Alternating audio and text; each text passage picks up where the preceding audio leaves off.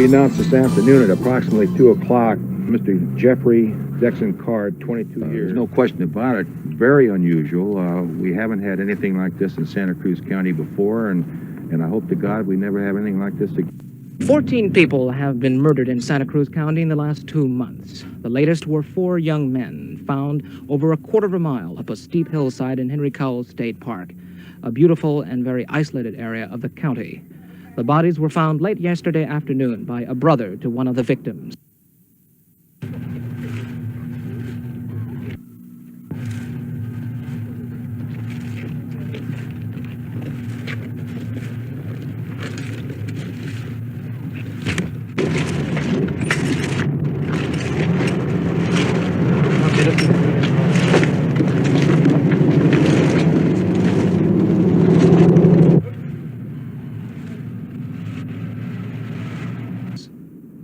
Here, and it goes right up through this area. I will be requesting the District Attorney, Peter Chang, to issue 4 additional first-degree murder complaints against Herbert Mullen for the slaying of these 4 men. Mullen, age 25, has previously been charged with the murder of members of the Guanera family, the Francis family, and Fred Paris. The request for the additional first-degree complaints come as a result of the laboratory comparisons of the bullets and shell casings found at the scene of the crime. The youth tried to get away from it all by illegally squatting on a steep hillside in Henry Cowell Redwoods State Park, more than a quarter of a mile off Highway 9. 24 hours after they were found, the 4 bodies were removed. By Monday morning, only one has been identified as Brian Scott Card. His brother, Jeffrey Card, discovered the body Saturday after hiking to the makeshift cabin site.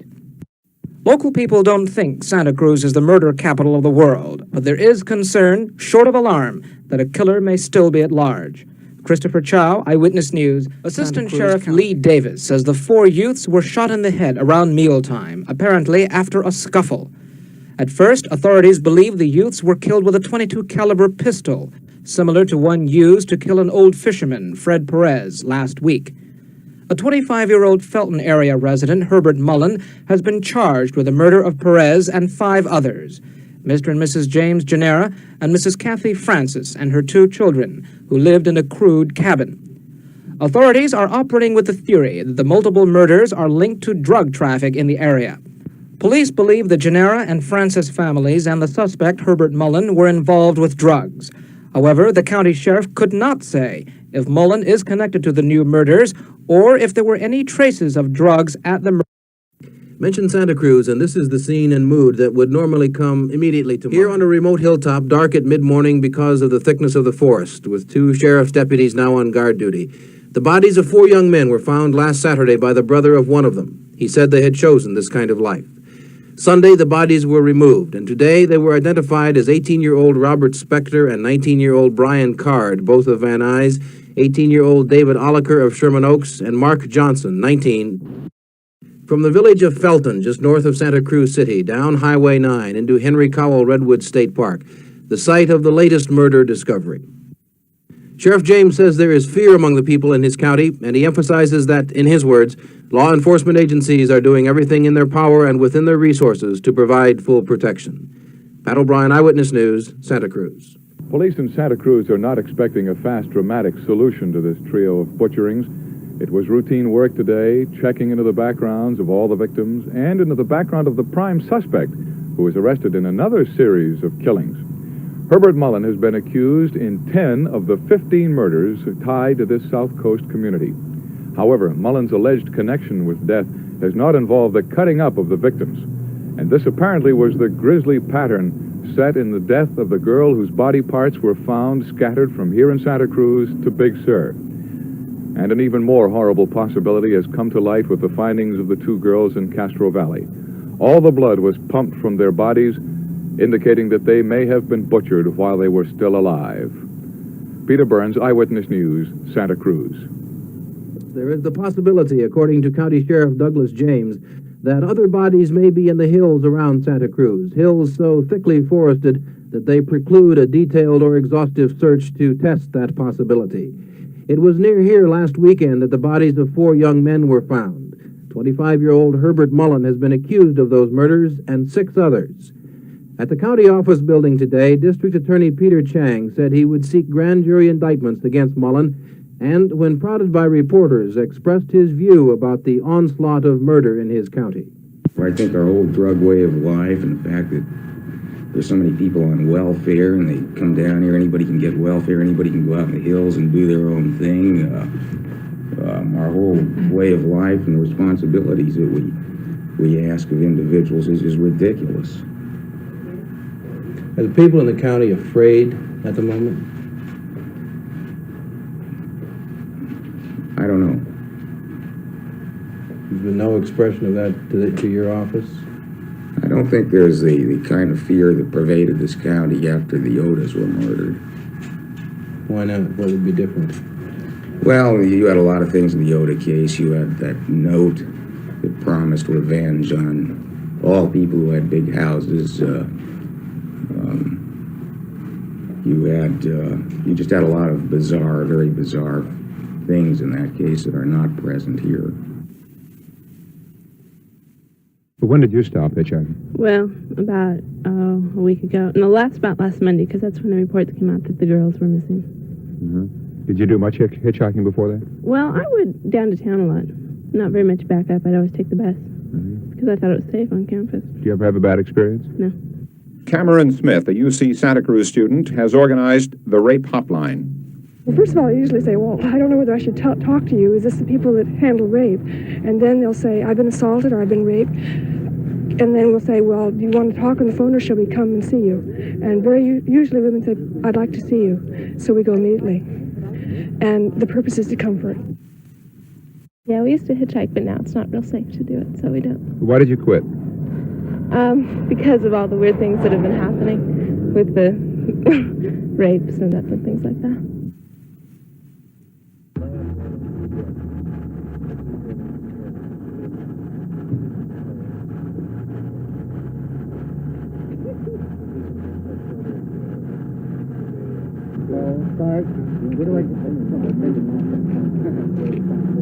Get inside like ratchet and then we'll run all over.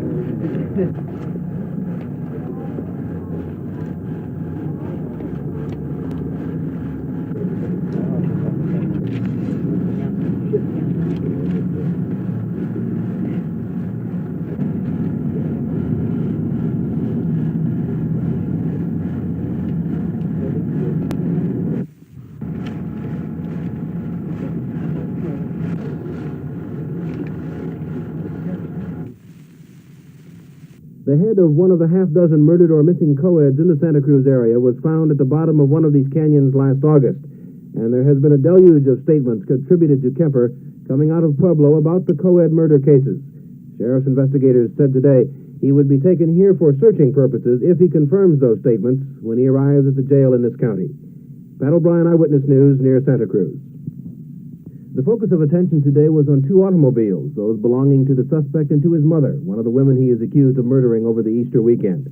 The cars were sealed and towed into a Santa Cruz garage after discovery of the bodies of Mrs. Clara Strandberg and Mrs. Sarah Taylor in Mrs. Strandberg's Aptos apartment 3 days ago. The same day Kemper was arrested in a Pueblo, Colorado phone booth.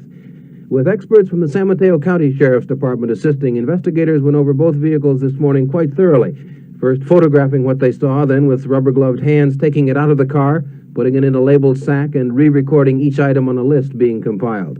Of course, there was the dusting for fingerprints, too, and if anything they considered significant in their investigation was noted or found, they would not say so at this time. Thursday, a human skull was dug out of the backyard of that Aptos apartment where Kemper and his mother, Mrs. Strandberg, lived. Today, the Sheriff's Department here said identification by the county pathologist would probably not come before next Monday.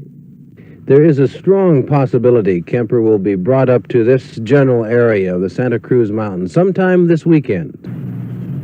There are persistent reports that more grisly finds are going to be made. But at the district attorney's office and the sheriff's office, nobody's talking. Jack Bates reporting in Aptos. Well, depending on weather and what routes they may take. He'll be back anytime between Friday and Monday, and we intend Monday to take him to court and arraign him for the two murders, the one count for murdering his mother, and the second count for the murder of her friend.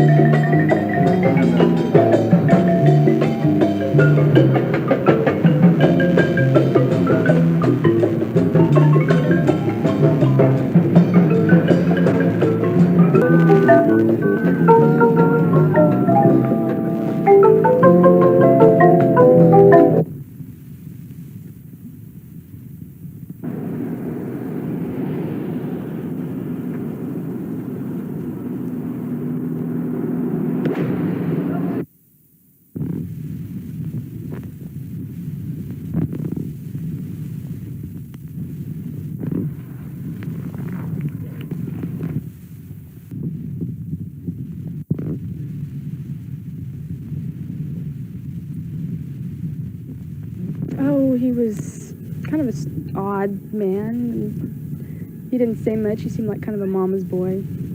I always was kind of afraid of him, actually. He scared me a lot, and I heard him and his mother argue quite a bit, all the time.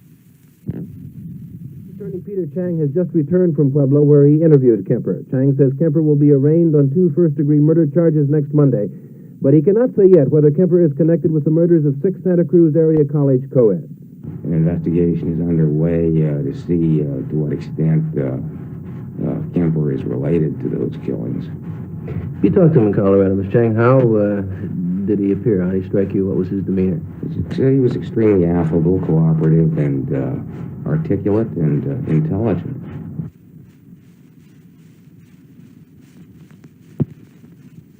Carla Gervasoni lives right above this duplex. She said deputies came and started digging about 10 this morning.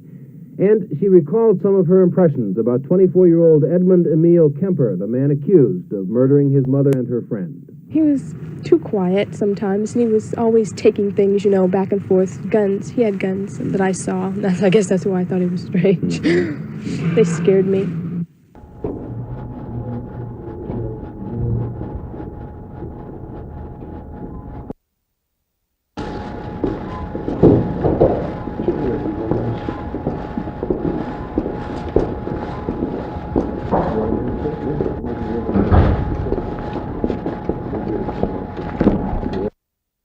In other matters, perhaps a bit more pertinent to the case here, there is talk among the sheriff's personnel that Kemper will be transferred to either Soledad Prison or San Mateo County Jail for security purposes, and because some of the other inmates in the Santa Cruz County Jail are becoming uneasy over his presence here.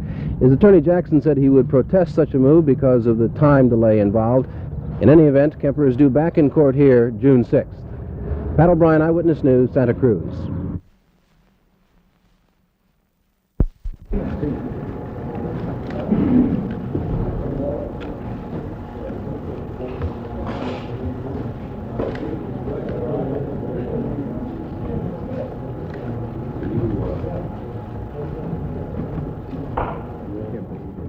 He apparently, according to what he says, fantasized about doing this for quite a long period of time, and he states that he never would have been able to have acted out any of this fantasy if it were not for the fact that there were so many attractive, naive girls hitchhiking in the Bay Area and in this county. The next court date for Kemper is May 21st. He's scheduled to enter a plea at that time. Pat O'Brien, Eyewitness News, Santa Cruz. Why do you think you were spared any of the violence? Well, I believe it was the grotto we built here while he was living here. And he used to sit here and watch, and I think she made it possible that he couldn't touch us. You think the Blessed Mother was looking over you? Oh, definitely. How do the neighbors feel? Do they all know about it now? Well, some do, and some are not aware of it yet. He was a nice guy, this 24-year-old giant. Edmund Kemper never bothered his neighbors on this Alameda Street, paid his rent, and went his own way. Except for his 6'9", 280-pound frame, he could have gone unnoticed. He was an average person. He blended in with everybody. I mean, he talked a lot. when we had a barbecue down here in the backyard last July. But the only time he didn't talk too much is when, like, if I'd meet him in the garage by myself, or he was coming in and I was going out, or the other way around. All he would say is hi, and that was it. But if you tried to start a conversation with him, it was kind of useless. You know, he never really volunteered anything. So. How do you feel now that you found out he was a neighbor? Scared still, because he really was a neighbor. I lived right next door in the next apartment next to him. And just gives me the creeps is kind of an understatement. Kemper lived here last year, but it is now that the aftershocks are setting in, and the Binns family will continue to rely on the Blessed Mother for protection. Peter Burns, Eyewitness News.